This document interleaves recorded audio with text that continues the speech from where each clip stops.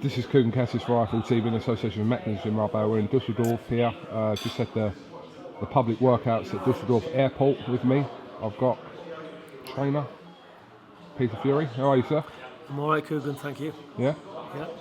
What did you make of the workouts today? I enjoyed it. It was good fun out there. Nice to do it in Dusseldorf Airport, which was different, wasn't it? So good atmosphere. Enjoyed it.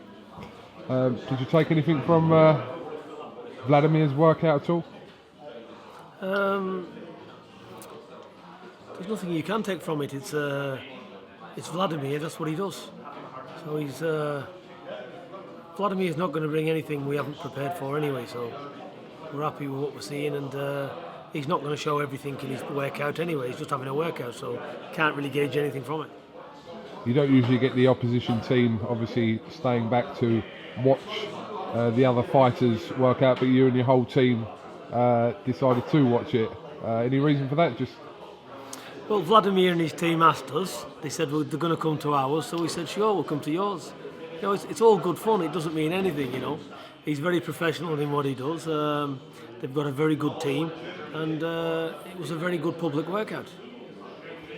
It's been a long road for yourself and Tyson and the whole team, but you're finally here, 3 days away from the fight. What are you thinking right about now, Peter, ahead of Saturday night? Well, I'm laughing and I'm joking, but it's on my mind, paramount, this fight.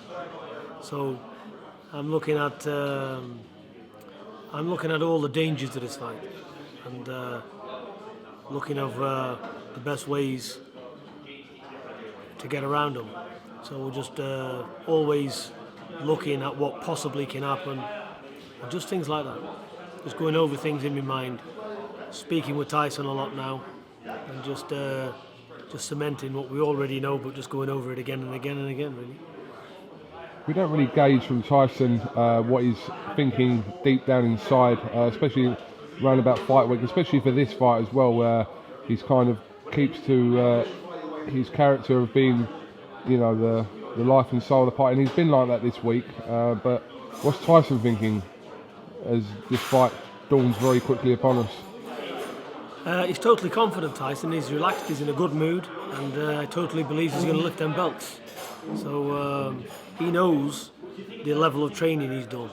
He knows what we've worked on, and he knows the kind of stuff that we've worked on is what we need to be doing to be able to beat Vladimir. So he's in a good place, Tyson, right now. A lot of people can't really gauge how this fight is going to start, how it's going to end. There's a million and one possibilities that people are sort of surmising over. But from your point of view, you have a plan, you stick to the plan, and you know, no surprises from you come Saturday night? You'll see the best Tyson Fury on Saturday night. It'll be a lot better than Vlad's expecting. Vlad's looked at Tyson's past fights, and it's not the Tyson Fury you're going to see in there. He's got the same DNA.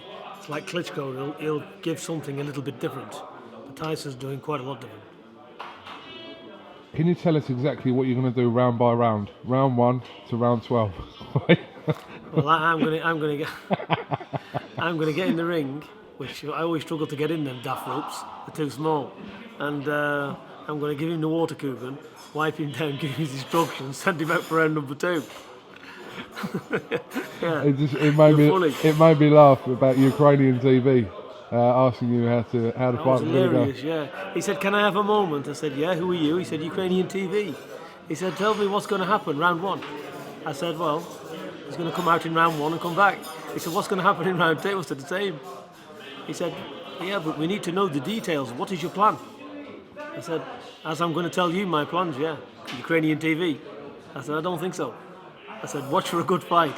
He said, "Okay, what's going to happen in round number 3 and 6 and 9? If it goes that far, what's going to happen?" He kept pushing me on it. You know, I said, "Wait and see the fight on the night." I said, "You will enjoy it." Do you believe people in Germany, and obviously Klitschko's not German, he's Ukrainian, but do you believe they're dismissive of Tyson in this fight? I think they have to be.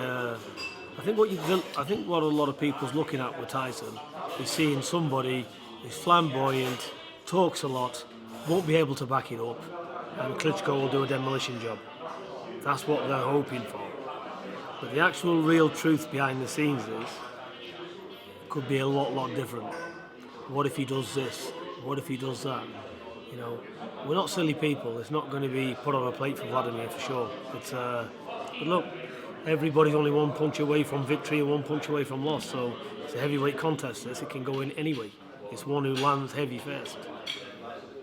How decisive is it that you know what to expect from Vladimir in the fight to a certain degree, but Vladimir doesn't know what to expect from Tyson in the fight? How much of an influence or decisive factor will that be on Saturday night? I don't think it'll mean too much to them. Vladimir's got his plans and he believes in that. He will have sparred his whole camp, perfecting them plans, and his plan is get on with them regardless. You know, this is what I'm going to do. This is what's carried me through my career. This is what I'm good at. Why am I going to change something what's not broke? Why am I going to change something when I've had all these defences? For Tyson Fury, no. Tyson Fury is just bluffing it.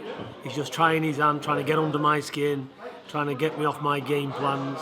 My game plans are the best. Nobody can penetrate me, even in sparring. That's what will be going through their mind, in my opinion. And how have you found this environment, the Klitschko environment, this week, being in Dusseldorf, and being the away fighter, and to a certain degree having to sort of go by what the Klitschko camp is saying with everything that's happened this week? It's their fight week. So how have you found that? I found it perfect because all these things doesn't mean anything. You know, like the airport was lovely to have the open workout there. It was different. We're enjoying this. We're enjoying it probably more than them because they're used to it. We're not. So it's an all new experience, and we are enjoying it. But as far as coming to Germany, we look at Germany and Europe as home anyway. We've been coming here since the year 2000, and before that. So I've got properties here. We live up and down here. So what does it mean? It's home to us anyway. All these places I'm familiar with. I can name 10 streets in Dusseldorf.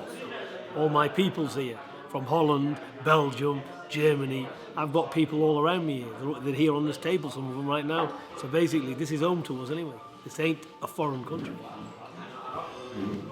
Tyson said yesterday that he's yet to see, and he said it today as well, he's yet to see any mind games being played by Vladimir 3 days before the fight. Are you expecting anything? I know we had the little episode of the gloves yesterday at the press conference, but are you expecting anything, Peter? No, I don't really expect anything. I think some people you can try these things with and some people you can't, and I think they realise there's no point. It isn't going to matter. You know, what they're going to say to Tyson, you know, walk around the building before you get in the ring. So we'll do a rec on it first of all and say, right, which way is he going? So all this, that's what these are for. They'll go out and do it in the morning time, meet at the venue, meet the official security and say, what's the drill now? What are they doing? Where's his ring entrance? Where is it? So we'll know in advance what the ring entrance is. It doesn't matter if he texts us through all of his fans. It doesn't mean anything. So that's that. About taking the gloves off, putting them back on the wraps and all this. Well, that's no problem because if that happens, we will say, we'll take them off 10 times if you want, but Vladimir will take them off 10 times as well. Because how many times you make us take these wraps off, you'll have to take yours off. We'll do it anyway. So that's how it will be anyway. So do I think that will happen? Can't see it, no. Because their hands are up properly. So I don't really see an issue. But the mind games, it won't work anyway. Doesn't mean anything. You know, they've got to be on time for the TV anyway. We know the time for the TV, what time the ring walk is and everything else, so it doesn't matter to us. We're ready for that ring walk. Was the glove situation blown a little bit out of proportion yesterday? Well, yeah, see Mick, we was having problems, I know Mick was having problems getting agreement because they kept saying, well, they should be. But should be, we need a definite answer, don't we? So I think that was the argument yesterday. But as I said in the press conference, I was with Tyson, we spoke to Paffin Sports. Paffin Sports sent us the prototypes, we agreed them, and they said, right, we'll have them ready. So that's all I want to hear. I'm not interested in, can you best get them or whatever. That's been agreed, that's it. Produce them. And now we find this morning that it's been confirmed the gloves are going to be here. That's good news. Yeah. Tyson spoke yesterday as well about the loyalty between not just him and Mick Hennessy, but the team and Mick Hennessy, and that's been quite influential leading up to this point, hasn't it, Peter? Yeah, it is. Very influential. It's like anything else.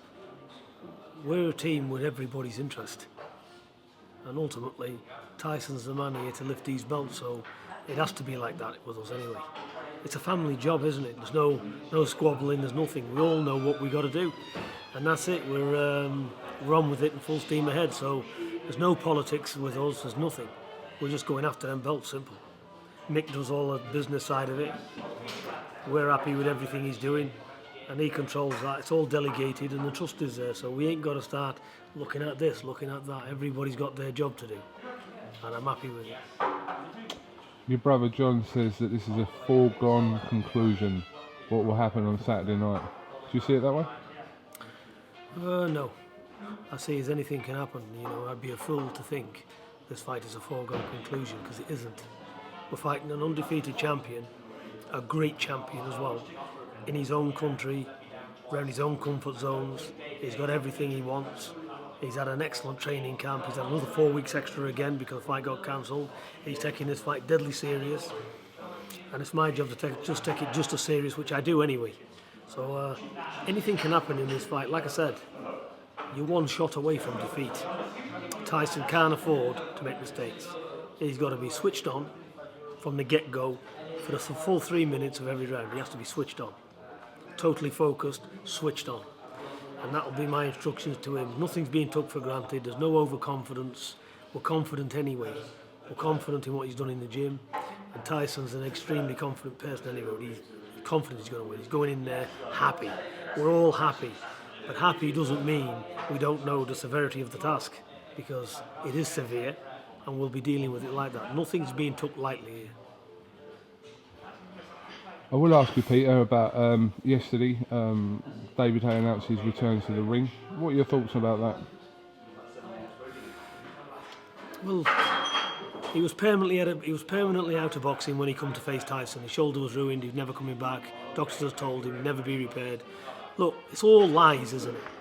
He'd be better just saying, I lied. I didn't want to face Tyson Fury because whatever reason, basically didn't want it. You couldn't convince him.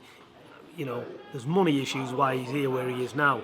So why did he walk away from 5 million? He says, because I didn't want Tyson Fury to get rich. Let's get real here. That's not what people will say. So I think for him, is to clean his soul up and just admit the fact that Tyson spooked him in whatever way and just didn't want it. He's better off just saying that. But can he come back? Yeah, he can come back. He's skillful, David A. He's got power, hasn't he? If he connects on anybody, put them over. Mark De Mori, his opponent, useless. Mark De Mori, we offered him €40,000 to fight you, I think, a year ago. He turned it down. It's not enough. What do you want? No feedback at all. So they've got him. Good luck to him. He's obviously coming for a payday. But Mark De Mori, full respect to the fellow, he hasn't fought anybody. He's another, like the journeyman he's facing now, and on that calibre. David A's right, he'll dismiss him in a few rounds. And if he can't, he needs to retire. So I'm a hard line looking at it for what it is. All these type of opponents, they're not world level, they're journeymen to feed off, to get fighters up there. David A's simply taking him for his ranking, nothing else. Because he hasn't fought anybody. So can we gauge anything off that? No, they're what they are, aren't they? Is there any allowance there for him being out of the ring for 3.5 years, or not really? Yeah, I think so. I think he needs these type of opponents. Look, everybody else has them. My son's having them. But they are what they are. They're only journeymen, aren't they? They're not expected to do anything. They can't do anything. They're limited. Very, very limited. So when you put a world-class fighter against limited fighters, this is it. But this is the boxing game. That's where it's at. But on a personal view, I wish him all the best, to be honest. I think he can get back up there. Because the heavyweight division's so poor. It's only when you get to elite levels like this it matters. The rest of it, it's just, well, in his case, it's not learning, is it? In his case, it's blowing off some ring rust. So, and he's getting a good ranking. So, within 2 or 3, 4 fights, he should get back up there. There's nothing out there to stop him anyway. Would you, as a team, entertain negotiations into another fight with David Haye potentially in the future, or not? We're not interested in him whatsoever.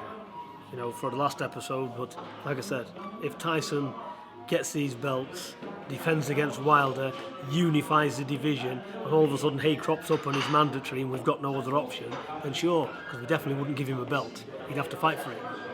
So it would be, then it would be. But apart from that, money wouldn't matter to us. If we put 5 or 10 million on the table, we'd just say no to it. Just what? Because he messed us around. You know, we was right with them. Let's not make this mistake here. We was absolutely right with David A and his team. Yeah, but they totally stabbed us in the back, every which way you could think of. Sly, devious, underhanded, lies, the whole 9 yards. I don't like that in a person. But that's the way it is. That's our opinion. That's the dealings we had. But look, have we got any vengefulness or any hatred towards them? No, we're not interested. We don't know him personally well.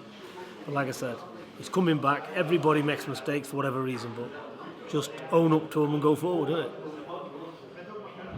Just finally, Huey's obviously had a few issues with opponents over the last few weeks, but we finally have one now, Peter? No, he's pulled out again. When did this happen? Half an hour ago. So I'm now looking for another body bag, because this is what you get with these, a lot of them. Now, I won't say that because there's a lot of journeymen that will fight the game. But some of them are just, I don't know what it is. But how many opponents have you had sort of lined up and it fall through in the last few weeks? I don't know, but there's been a few, hasn't there? Is there a chance he may not fight on Saturday? Well, we're rallying round now. We'll probably get somebody. Well, we'll have to get somebody because he's on the bill. So we're just looking at any suitable opponents now. But to pull out of all times now, it's ridiculous, isn't it? Who would have thought Further would have pulled out? You'd have thought Further would have took it. Yeah. He's been sparring Povetkin, hasn't he? For Marius Wack. Give us his bloods, all that was all approved and everything else, and all of a sudden, fight week, pull out. So maybe he saw you his last performance on the TV. I don't know, to be honest. But they pulled out. I'm around Saturday night. Oh yeah. Yeah. Well, listen, if all else fails. Yeah. But you wanted a journeyman, didn't you? And obviously I don't fit into that mould, so. No, you're a bit above that. We'll give you a bit more money though. I hope it gets sorted, because I hope it gets sorted. It's Wednesday now, so a bit frustrating for Yuri as well. Just. Well, we hope it gets sorted, but you know what? To be honest with you, now it's we'll get a fight for Yuri, but ultimately we're looking at this is Tyson's time, and we're looking at that, more focused on that. I've just said to Mick, get him anybody and get him in there. Yeah. So we're just waiting to see who we can get. So we'll probably, I don't know who he's going to get. They've asked me to have a look, and I can't really. It's whoever wants to take it, really. That's going to give him some rounds.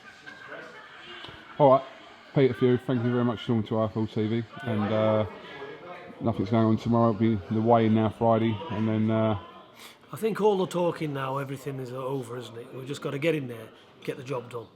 But like I said, it's a serious task, and but if anybody can pull it off, Tyson can pull this fight off. It's going to be interesting. It certainly will. Yeah. Peter Fury, thank you very much. Yeah.